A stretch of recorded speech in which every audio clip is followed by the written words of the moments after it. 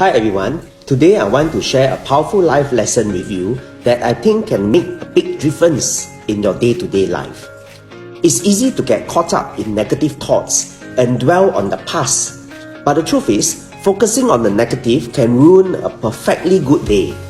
That's why it's so important to remember that yesterday is gone and today is a new day. Instead of dwelling on the past, focus on the present and on all the good things that are happening in your life right now.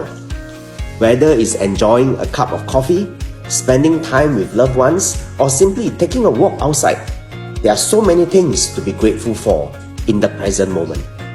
Remember, you can't change the past, but you can control your thoughts and focus on the positive in the present moment. So if you are feeling down or discouraged, take a deep breath and focus on the good things in your life right now. Don't let yesterday's problems ruin today's potential for joy and happiness. Thanks for watching.